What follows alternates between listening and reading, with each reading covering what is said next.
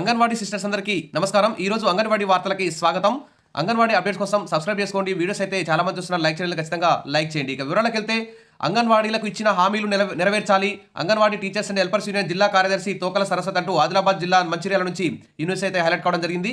మరి రెండు తెలుగు రాష్ట్రాల్లోనూ దేశవ్యాప్తంగా అంగన్వాడీ టీచర్లకి కేంద్ర రాష్ట్ర ప్రభుత్వాలు ఎన్నో హామీలు నెరవేర్చాల్సినటువంటి బాధ్యత ప్రభుత్వాల మీదనే ఉంది. ఎందుకంటే ప్రీ స్కూల్ న్యూట్రిషన్ అందించడంలో మరి అంగన్వాడీ వ్యవస్థ అనేది అత్యంత కీలకమైనది. నూతన జాతీయ విద్యా విధానం కూడా ప్రీ స్కూల్పై అత్యంత ప్రాధాన్యత ఇస్తున్నది. మరి అట్లాంటి ప్రీ స్కూల్ని సక్సెస్ చేయాలంటే అంగన్వాడీ టీచర్లని వారి యొక్క సమస్యల్ని పరిష్కరించి వారి యొక్క జీతాలు పెంచి అన్ని సౌకర్యాలు కల్పించి ఇతర డిపార్ట్మెంట్స్ పనులు అప్పగించకుండా యాప్లలో పనిభారం తగ్గిస్తే ఖచ్చితంగా ప్రీ స్కూల్ సక్సెస్ చేయడంలో మన అంగన్వాడీ టీచర్లు సక్సెస్ అవుతారు, ఆయాలు సక్సెస్ అవుతారు.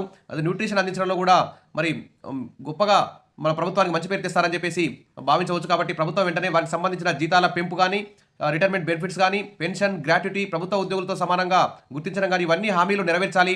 ప్రస్తుతం అయితే తెలంగాణ అసెంబ్లీ సమావేశాలు జరుగుతున్నాయి. మన కేబినెట్ సమావేశం కూడా జరిగింది. కానీ అంగన్వాడీల గురించి మరి మేము చర్చిస్తాం, నిర్ణయాలు తీసుకుంటామని ఐసీడీఎస్ మంత్రి సీతక్క గారు కూడా హామీలు ఇచ్చారు. కానీ ఇంతవరకు అయితే నిన్న కూడా మరి ఉద్యోగుల గురించి కానీ అంగన్వాడీ టీచర్లు ఆయాలకు సమస్యల పట్ల కూడా ఎలాంటి చర్చ జరగకపోవడం అన్యాయం. ప్రతిపక్షాల నాయకులు కూడా అంగన్వాడీ టీచర్ల ఆయాల సమస్యలను అసెంబ్లీలో లేవనెత్తాల్సిన అవసరం ఉంది. ఈ విధంగా మరి అంగన్వాడీ యూనియన్లు కూడా మన ప్రతిపక్షాలను కూడా సంప్రదించి మీ యొక్క సమస్యల పట్ల వినతి పత్రాలు ప్రతిపక్ష నాయకులకు కూడా ఇవ్వాల్సినటువంటి బాధ్యత అంగన్వాడీ యూనియన్ల మీద ఉంది. కాబట్టి ఆ దిశగా అంగన్వాడీ యూనియన్లు చర్య తీసుకుంటాయని చెప్పి భావిద్దాం. ఇక విషయంలోకి వస్తే కాంగ్రెస్ ప్రభుత్వం ఎన్నికల సమయంలో అంగన్వాడీలకు ఇచ్చిన హామీలు అమలు చేయాలని అంగన్వాడీ యూనియన్స్ అయితే డిమాండ్ చేశారు. తర్వాత ఆదిలాబాద్లో జరిగిన సమావేశంలో ఆమె మాట్లాడారు. అంగన్వాడీ టీచర్లకు, హెల్పర్లకు వేతనాలు చెల్లించాలని, మినీ టీచర్లకు పెంచిన వేతనాలు, మెయిన్ వేతనాలు రావడం లేదని, వెంటనే వాటిని ఇవ్వాలని, 6 నెలల క్రితం రిటైర్ అయిన టీచర్లకు, ఆయాలకు రిటైర్మెంట్ బెనిఫిట్ అందజేయాలని, టీచర్లకు 2 లక్షలు, ఆయాలకు ₹1,00,000 ప్రభుత్వం వెంటనే చెల్లించాలని, 3G ఫోన్స్ పనిచేయడం లేదని, తర్వాత ట్యాబ్స్ వచ్చే వరకు టీచర్ల మీద ఒత్తిడి తీసుకురావద్దని, అదేవిధంగా 5G ఫోన్లు అందివ్వాలని, రిటైర్డ్ అయిన వారికి రిటైర్మెంట్ బెనిఫిట్ వెంటనే ఇవ్వాలని, పెన్షన్ తొందరగా వచ్చే విధంగా చూడాలని, ఖాళీగా ఉన్న టీచర్ ఆయా పోస్టులు భర్తీ చేయాలని, అర్హులైన టీచర్లకు సూపర్వైజర్ టెస్ట్ నిర్వహించి ప్రమోషన్లు ఇవ్వాలని, ప్రతి నెల 1వ తేదీన వేతనాలు ఇవ్వాలని, సుప్రీంకోర్టు తీర్పు ప్రకారం టీచర్కు 26,000, ఆయాకు 18,000 వేతనం ఇవ్వాలని, పెండింగ్లో ఉన్న ఆరోగ్యలక్ష్మి బిల్లులు, ఈవెంట్ బిల్లులు, గ్యాస్ బిల్లులు, టీఏ, డిఏ, తర్వాత అంగన్వాడీ కేంద్రాల అద్దెలు బిల్లులు ఎప్పటికప్పుడు చెల్లించాలని డిమాండ్ చేశారు. ఇప్పటికే పనిచేస్తున్న ఆయాలకు వయసుతో నిబంధన లేకుండా ప్రమోషన్లు కల్పించాలన్నారు. అనంతరం అంగన్వాడీ టీచర్లు తదితరులందరూ కూడా ఈ కార్యక్రమంలో పాల్గొని ఈ సమావేశాన్ని అయితే విజయవంతం చేయడం జరిగింది. ఈ విధంగా మండల స్థాయిలో, జిల్లా స్థాయిలో, రాష్ట్ర స్థాయిలో అంగన్వాడీ యూనియన్లు బలోపేతమై ప్రభుత్వం మీద ఒత్తిడి తీసుకొస్తే తప్ప అంగన్వాడీ సమస్యలు పరిష్కారం అయ్యే విధంగా లేవని అర్థం చేసుకోవాలి. ఇక అంగన్వాడీ కేంద్రాన్ని ఆకస్మికంగా తనిఖీ చేసిన కలెక్టర్, ఇక్కడ చూస్తే పెద్ద మందడి నుంచి న్యూస్ అయితే రావడం జరిగింది. అనంతరం కలెక్టర్ వెల్దూరు గ్రామంలోని అంగన్వాడీ కేంద్రాన్ని సందర్శించి పిల్లల హాజరును, స్టాక్ రిజిస్టర్ను పరిశీలించారు. అంగన్వాడీల పనితీరుపై సమీక్షించి అవసరమైన మార్గదర్శకాలు కూడా ఇచ్చారు. తర్వాత ఇతర గురుకుల పాఠశాల కూడా సందర్శించడం జరిగింది. కాబట్టి ఎప్పుడు ఎవరు వస్తారో తెలియదు. కాబట్టి అంగన్వాడీ టీచర్లు, ఆయాలు రిజిస్టర్లన్నీ సక్రమంగా మెయింటైన్ చేస్తూ ఉండండి. ఇక ముఖ ధృవీకరణ, ఫేస్ రికగ్నిషన్ ద్వారా హాజరు అంటూ అంగన్వాడీ కేంద్రాల్లో అమల్లోకి చర్యలు అంటూ ఇక్కడ జగిత్యాల నుంచి న్యూస్. అంగన్వాడీ కేంద్రాల ద్వారా అందించే టీహెచ్ఆర్, బాలామృతం లబ్ధిదారులకు సక్రమంగా అందేలా పోషణ్ అభియాన్ యాప్ దోహదం చేస్తుంది. 2020 ఏప్రిల్ నుంచి వినియోగంలోకి తెచ్చిన పోషణ్ ట్రాకర్ యాప్తో లబ్ధిదారులకు సకాలంలో సేవలు అందుతున్నాయి. ప్రతినిత్యం అంగన్వాడీ కేంద్రం తెరిచిన వేళలు, పిల్లల హాజరు, హౌస్ విజిట్, టీహెచ్ఆర్, కోడిగుడ్లు, బాలామృతం తదితర సమాచారం కూడా ఎప్పటికప్పుడు కేంద్ర ప్రభుత్వానికి చేరుతుంది. దీనికి అదనంగా పోషణ్ అభియాన్ యాప్లో కేంద్ర ప్రభుత్వం తాజాగా ఫేస్ అథెంటికేషన్ అంటే ముఖ ధృవీకరణ సౌకర్యాన్ని జోడించింది. దీని ద్వారా లబ్ధిదారుల ఫోటోలను నిక్షిప్తం చేసి మరింత పారదర్శకంగా సేవలు అందించేందుకు మార్గం సుగమమైందని చెప్తున్నారు. ముఖ ధృవీకరణ అమలుకు మొదట అంగన్వాడీ కేంద్రాల నిర్వాహకులు వాళ్ళ ఫోన్లో పోషణ్ అభియాన్ ట్రాకర్ యాప్ను అప్డేట్ చేసుకోవాలి.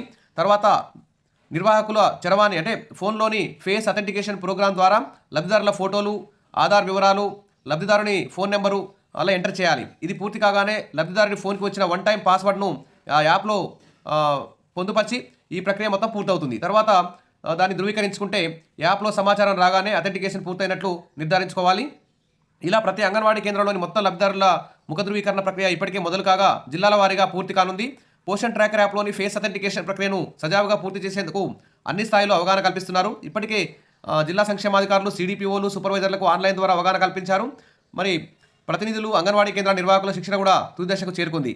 ఇక మరి ఈ పాత 3G ఫోన్లతో మీ కష్టం ఈ పని చేయడం, మరి కొత్త ఫోన్లు ఇవ్వాలి, సిమ్ కార్డులు ఇవ్వాలి, తద్వారా సేవలకు మరి నెట్ సౌకర్యం కానీ సాంకేతిక సమస్యలు రాకుండా ఉంటాయని చెప్పేసి మరి గ్రామీణ ప్రాంతాల్లోని అంగన్వాడీ టీచర్లందరూ కూడా అధికారుల దృష్టికి అయితే తీసుకొస్తున్నారు. దీంతో సాంకేతిక సమస్యలపై దృష్టి సారించిన కేంద్రం కేంద్రం అంగన్వాడీ కేంద్రాల వారీగా ఆయా ప్రాంతాల్లో నాణ్యత కలిగిన నెట్వర్క్ సంస్థల వివరాలు సేకరించింది. వీటికి అనుగుణంగా కేంద్రాల నిర్వాహకులకు ఆయా ప్రాంతాల్లో ఉత్తమమైన సేవలు అందిస్తున్న నెట్వర్క్ మంచిగా ఇంటర్నెట్ వచ్చేటువంటి సిమ్ కార్డు ఇచ్చి 64 GB సామర్థ్యం కలిగిన నూతన ఫోన్లను మంజూరు చేస్తామని చెప్పేసి కేంద్ర ప్రభుత్వం భావిస్తోంది.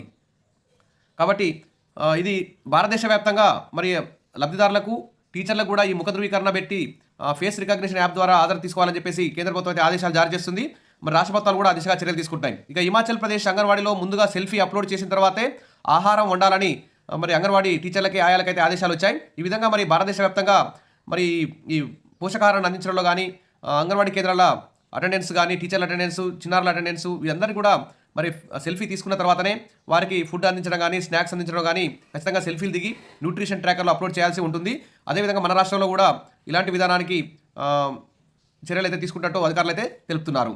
ప్రస్తుతం రాష్ట్రంలో కాబట్టి దేశవ్యాప్తంగా ఈ ఫేస్ రికగ్నిషన్ యాప్ తీసుకురావాలని చెప్పేసి కేంద్ర ప్రభుత్వం భావిస్తున్నట్టు తెలుస్తోంది. సరే ఏది ఏమైనా మన అంగన్వాడీ టీచర్లు ఆత్మసాక్షిగా పనిచేస్తున్నారు కాబట్టి వారు మన నమ్మకం లేకుండా ముఖ ధృవీకరణ పత్రం పెట్టాల్సిన ధృవీకరణ యాప్ని తీసుకురావాల్సిన అవసరం లేదు.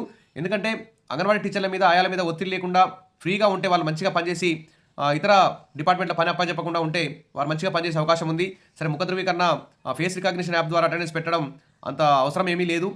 కాబట్టి విష్ ఆల్ ద బెస్ట్. మరిన్ని అప్డేట్స్ కోసం మన ఛానల్ని సబ్స్క్రైబ్ చేసుకోండి. వీడియోస్ అయితే లైక్ చేస్తుండండి. Thank you.